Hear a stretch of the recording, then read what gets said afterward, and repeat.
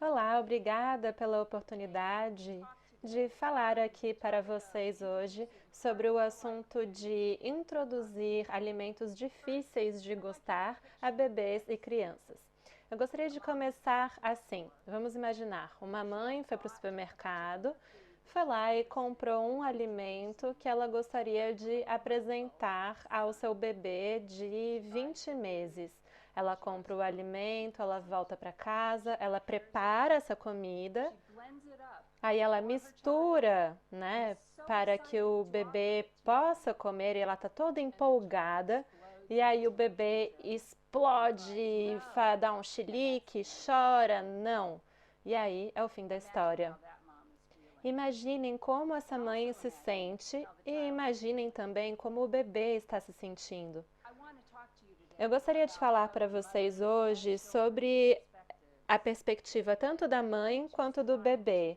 Cada um está tentando a aceitar um novo elemento, um novo alimento também. E é um processo bem longo, é uma estrada longa a ser percorrida. Pensem nisso. Vocês acreditam que preferências de comida são preferências inatas ou algo que vem de acordo com a experiência? Ou talvez seja um pouco de ambos. Reflitam um pouco. Eu vou sugerir para vocês que é uma combinação de ambos os lados. Existe um aspecto inato, nós temos uma resposta reflexiva a certos gostos. A maior parte dos bebês, quando experimentam algo doce, sorriem, mas com amargo ou azedo, eles fazem caretas ou torcem o nariz. Por outro lado, sabemos que a exposição a novos alimentos e outras experiências positivas podem criar uma maior aceitação. E aí, os bebês e crianças conseguem regular, né, a sua reação a novas comidas. Existem também fatores do ambiente. Será que a família tem acesso a comidas diferentes? Qual é a disponibilidade desses alimentos ao bebê e à criança? Culturalmente, esse alimento faz parte do contexto local e também tem variáveis individuais, né? Algumas crianças são mais relutantes a experimentar algo novo, o que inclui também comidas e alimentos, e outras ficam empolgadas com o novo, são curiosas. Existe também a questão do dinheiro e da disponibilidade dos recursos naquela área onde a família mora. Existe um desperdício de comida, talvez? Como que os pais se alimentam? Quais são as práticas alimentares que eles apresentam para os seus filhos e no que eles acreditam? Todos esses pontos têm um impacto nas preferências por comida. Eu vou sugerir algo que também entre em jogo, especialmente no período de alimentação complementar, que é o período entre 6 e 24 meses de idade, quando expomos as crianças às diferentes comidas que a família come também. Eles estão se desenvolvendo, né, os bebês nessa época, ganhando coordenação motora e também começam a ter um desejo de fazer tudo sozinhos. E aí existe uma tendência de que eles comecem também a refusar a comida. Eles não querem de recusar alimentos, eles não querem comer com ajuda, e isso pode criar uma confusão nos pais. Será que eles não estão com fome? Será que o meu bebê não gosta mais dessa comida? Será que ele está doente? Será que tem algo incomodando? Então, todos esses sinais causam uma confusão e podem complicar a alimentação do bebê e da criança. E, para complementar, temos também a questão da neofobia, a relutância de se experimentar novos alimentos, que é algo que pode emergir nesse momento. Eu resumiria tudo isso dizendo que nesse período comer não é algo muito divertido para o bebê. E aí os pais e os responsáveis estão se deparando com esse desafio, né? Não é tão fácil alimentar a criança ao longo do dia. Vamos pensar num modelo que inclua todos esses componentes que influenciam o padrão alimentar da criança. Tem um modelo que eu gostaria de expor aqui para vocês que nós desenvolvemos. Ele leva em consideração as características da criança individuais e também do ambiente. Será que a criança está sendo exposta a um novo alimento ou não? Bom, uma vez que um novo alimento é introduzido, a exposição pode acontecer uma vez ou várias vezes. E essa exposição contínua é o que cria a familiaridade. E aí, quando a criança está familiarizada com aquele alimento, ela confia naquele alimento e isso influencia a disponibilidade. Será que a criança vai passar, então, a querer comer aquela comida se ela conhece bem o cheiro, o gosto, a textura? Tudo isso vai influenciar a preferência que vai surgir. E isso sem mencionar que existe o aspecto emocional também, a experiência através da qual a criança vai interagir com a comida. Isso desempenha um papel importante. Tudo isso deve acontecer durante o aprendizado da criança, antes deles começarem o consumo em si daquela comida. Mas eu sei que eu falei de vários passos e muitas vezes essas etapas são ignoradas. A gente pula de uma etapa para outra porque estão empolgados e aí a gente já introduz uma nova meta, né, de um alimento novo e pula para o consumo, sem respeitar o passo a passo. A gente sabe que a exposição repetida de um alimento funciona. A gente sabe que as mães sabem disso. Será que sabem tão bem assim? Porque do ponto de vista científico é algo já comprovado. Mas vamos então ajudá-las a entender os detalhes que fazem parte. Nós começamos então o que chamamos de projeto da persistência. Então, transformar a experiência da rejeição da comida, entendendo a responsabilidade dos pais, dos responsáveis pela criança, de expor a criança mais e mais vezes ao alimento que ela rejeitou em primeiro lugar. Aqui estamos falando de uma pesquisa online com cerca de 200 pais ou mães, e aí vemos a distribuição aqui no gráfico. Pais que expõem as crianças a uma comida nova que foi rejeitada mais ou menos 3 vezes, eles recebem essa mensagem, né? Mas aquelas que passaram por 8 vezes, né, 8 exposição ao alimento, estão um pouco melhor. Eu agrupo esses pais em 4 diferentes categorias. Tem aqueles que são, deixa pra lá. Uma vez que a criança rejeitou a comida, eles partem para outra. O segundo grupo é o dos pais que aguentam um pouquinho, mas não insistem em nenhuma experiência que possa ter efeitos a mais longo prazo significativos. Aí tem esse grupo um pouco mais importante, que é aqueles que não desistem. Eles falam, bom, entendi a mensagem, vou manter aqui. E tem aqueles que realmente não aceitam não como resposta. E aí que surgiu o projeto chamado Bom Gosto. O projeto do Bom Gosto criou um laboratório com as mães que estão passando por aquele período bem delicado, em que o bebê tem entre 6 e 24 meses. Nesse estudo, observamos a interação das mães na introdução de alimentos difíceis de serem gostados, particularmente os legumes verdes, né? Então verduras que são mais amargas. Nós registramos em vídeo essa interação e mostramos para as mães e para os pais como lidar com esse tipo de situação.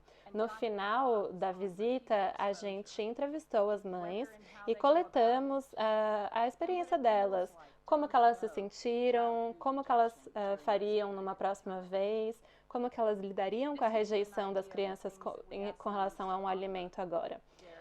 Alguns exemplos de alimentos que foram usados no estudo.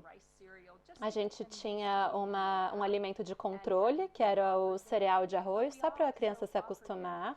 Mas a gente também deu para as crianças 4 purês diferentes de verduras amargas e basicamente feitas de couve. Aqui temos as características das crianças, então eles estão na fase de desenvolvimento. Tinham 56 meninos e todos aqui estavam entre 6 e 24 meses. Então, quem se voluntariou para fazer parte do estudo? Bom, geralmente mães com alto nível superior e geralmente brancas também. Então, aqui precisamos generalizar, né, o fato de que um recorte demográfico foi ampliado para um número maior de famílias. Aqui eu gostaria de mostrar alguns vídeos para vocês entenderem como o estudo foi feito e as reações das crianças a esse purê de couve. Olhem o primeiro.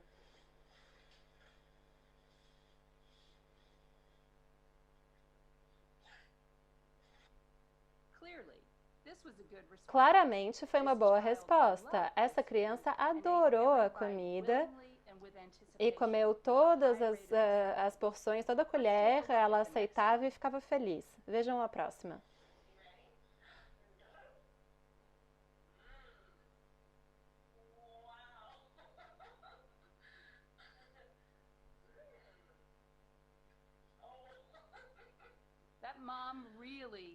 Essa mãe realmente insistiu, né, e tentou encorajar a criança a comer, mas não teve nem perto o resultado da primeira criança. Vamos olhar o último vídeo. Experimenta, é diferente.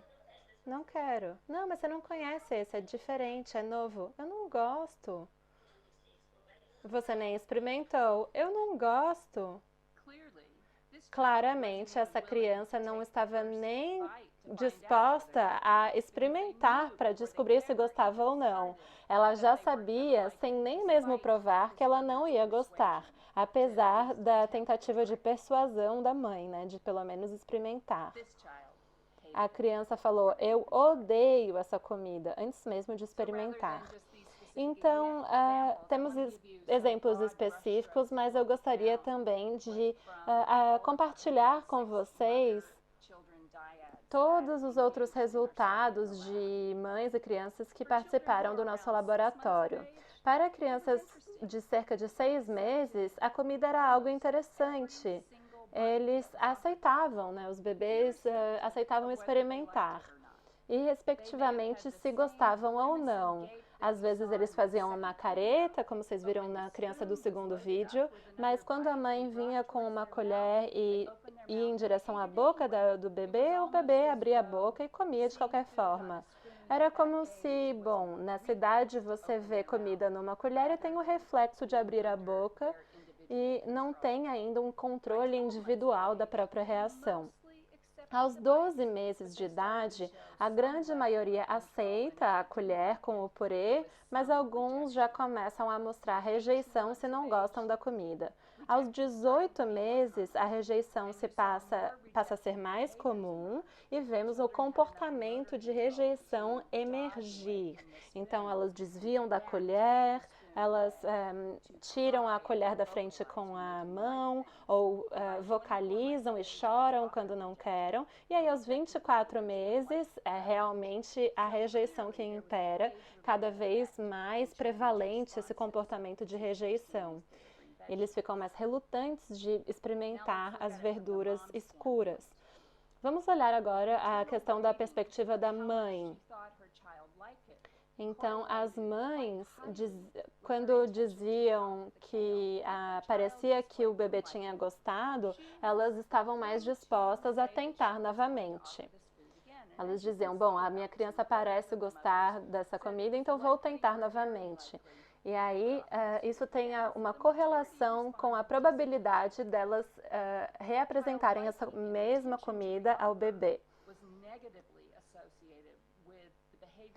Mas aí, quando o comportamento de evitar a colher ou de rejeitar o purê de couve, bom, isso tinha um impacto com a posição da mãe, né?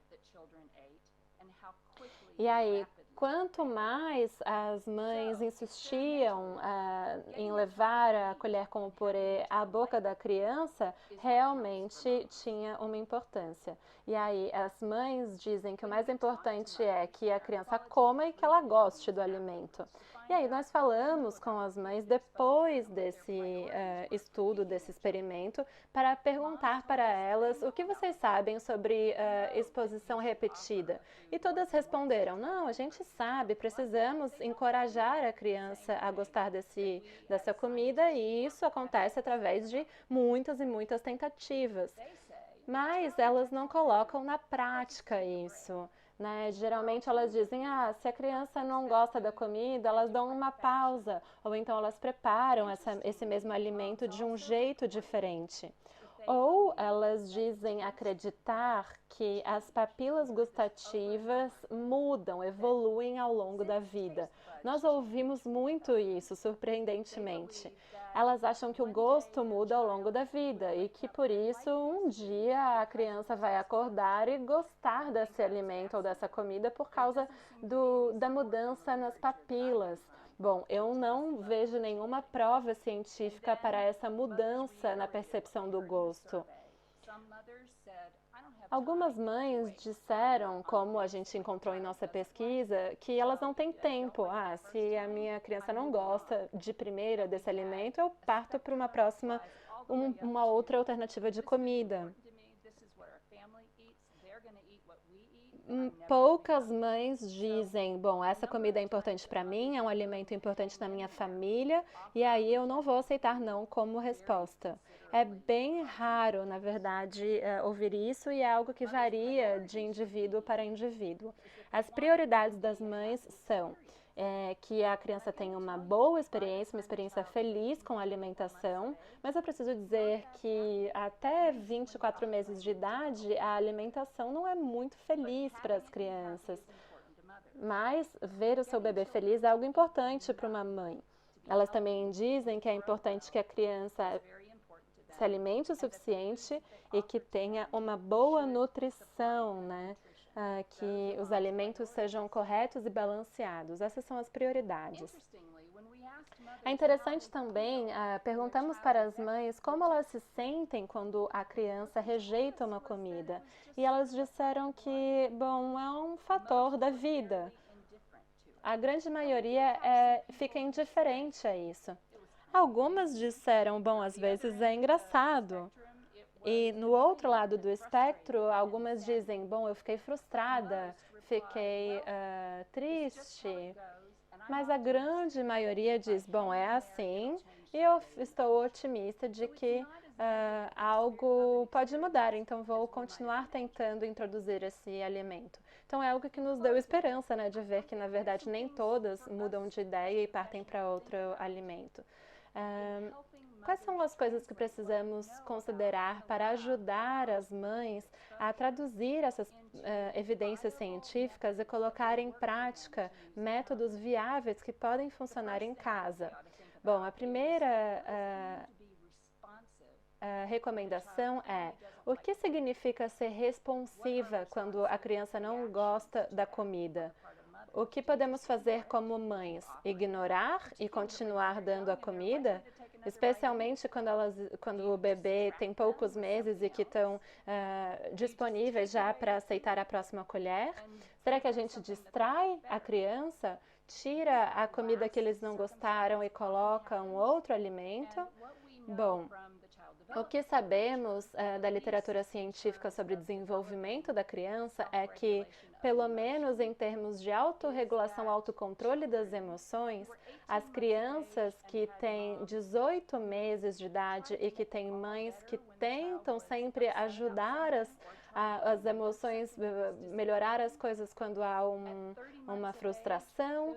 Uma vez que o bebê chega a 30 meses de idade, o bebê tem menos autorregulações de emoções do que, bom, famílias em que a mãe é indiferente à situação de frustração ou espera que a criança se acalme por conta própria. Então, a diferença entre mães que tentam consertar tudo e mães que esperam que a criança se acalme sozinha. Precisamos aceitar o fato e tolerar que nem tudo é bom de primeira. Isso faz parte de um processo de aprendizagem. Então, será que é tão eficiente assim dar uma pausa? Bom, no laboratório a gente não deu essa recomendação, deem uma pausa ou prepare o purê de couve de forma diferente. Porque se você prepara de forma diferente, na verdade, na base, é um outro alimento em si, é uma outra comida. Então, será que é tão eficiente assim partir para essa estratégia? Eu perguntei para as mães, bom, qual era a pausa que você fazia? Isso às vezes passa por um período, um intervalo de dias, semanas, meses ou anos antes de introduzir novamente o mesmo alimento que a criança não gostou. Eu fico curiosa para saber se as papilas gustativas mudam mesmo como as mães nos relataram. Muitas mães que participaram do nosso estudo acreditam fielmente nessa teoria. E aí elas se mantêm esperançosas porque acham que uma mudança fisiológica mágica vai ocorrer e vir salvá-las para que o bebê comece a comer novas comidas. Outro ponto é o seguinte, quando uma criança faz uma reação negativa à comida, uma careta ou torce o nariz, frequentemente ela ainda assim vai querer experimentar novamente a comida. Será que tudo bem a gente continuar a oferecer o mesmo alimento quando viu que a criança de primeira não gostou? E será que é importante que a criança goste de todo novo alimento introduzido? E, em último lugar, a pergunta: existe uma janela crítica para exposição precoce a novos alimentos? Bom, estudos sugerem que quanto mais introduzimos uma diversidade alimentar na primeira infância, maior será a predisposição a aceitar novos alimentos. Estamos falando aqui do período de 6 meses de idade, em que os bebês estão dispostos a experimentar quase tudo que oferecemos a eles. E esse é um período crítico para a exposição a novos alimentos e pode sim ter um impacto positivo na aceitação a longo prazo. Bom, eu gostaria agora de agradecer muito a minha equipe, que foi essencial para a coleta e análise de dados. E agora eu gostaria de deixar uma mensagem para vocês. A nossa missão na Universidade de Colorado é entender por que as crianças comem desse modo e como podemos ajudar as famílias a encorajar uma alimentação saudável e bons hábitos. Muito obrigada.